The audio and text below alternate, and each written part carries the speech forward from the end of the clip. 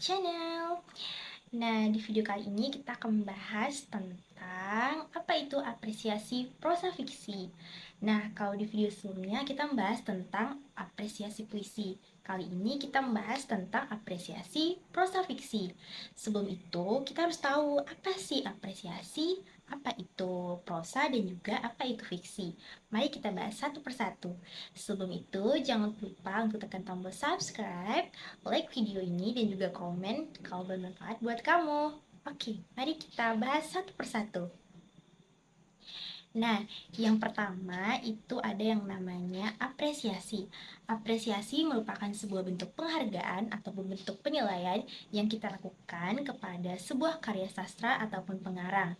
Nah, di sini sebenarnya apresiasi adalah sebentuk sebuah penghargaan ataupun pengevaluasian terhadap sebuah karya sastra ataupun sesuatu itu sendiri.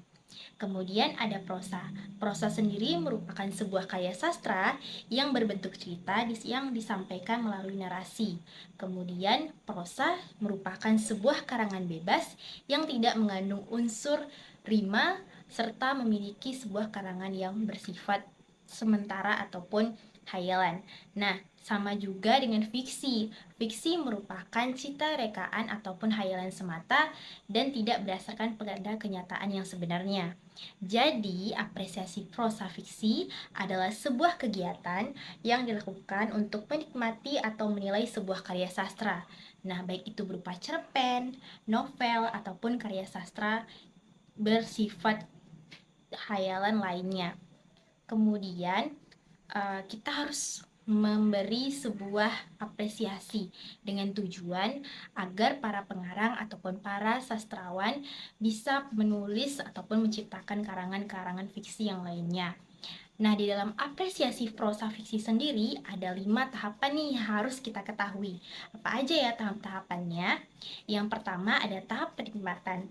Tahap penikmatan merupakan sebuah tahap di mana kita mulai membaca, mengenali ataupun mulai menafsirkan novel ataupun cerpen yang ingin kita apresiasi ataupun kita nilai.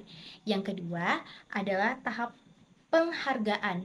Nah, pada tahap ini kita sudah mulai bisa terpengaruh ataupun terbawa emosi di dalam isi cerpen ataupun novel yang akan kita nilai. Nah, yang ketiga adalah tahap pemahaman. Pada tahap ini kita sudah bisa memahami alurnya nih, apa aja hal-hal yang diceritakan di dalam cerpen ataupun novel yang akan kita nilai. Kemudian, hal yang keempat adalah tahap penghayatan. Di tahap ini kita sudah bisa mencari tahu isi ataupun makna dan juga amanat-amanat baik itu tersirat maupun tersurat di dalam sebuah karya fiksi tersebut, baik itu berupa cerpen ataupun novel. Nah, dan yang terakhir adalah sebuah tahapan mengapresiasi atau tahapan memahami karya sastra itu sendiri. Di tahapan ini, kita sudah bisa mengenali dan juga bisa mengeluarkan ide-ide ataupun analisis yang sudah kita lakukan pada tahapan yang sebelumnya. Nah, di dalam sebuah karya cerpen sendiri adalah sebuah satu karangan prosa fiksi yang sangat menarik dan juga pasti akan dibahas, di mana karya sastra cerpen adalah sebuah salah satu karya sastra yang di dalamnya terdapat hayalan ataupun rekaan dari para pengarang ataupun penulisnya. Nah, ada salah satu artikel yang sangat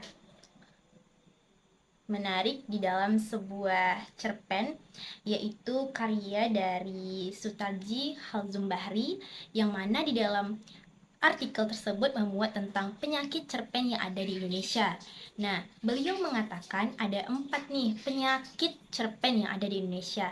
Yang pertama adalah mampu mengkritkan antara abstrak, baik itu ide maupun moral di dalamnya. Artinya, di dalam sebuah karya cerpen harus ada konkret ataupun ketersinambungan antara satu dengan yang lain. Nah, yang kedua adalah kecenderungan ingin merangkum banyak ide atau hal dan juga peristiwa di dalam sebuah cerpen. Artinya, banyak peristiwa ataupun momen-momen tertentu yang mana di dalam cerpen tersebut ataupun di dalam sebuah karya sastra tersebut menyampaikan terlalu banyak momen dan juga peristiwa di dalam alur ceritanya.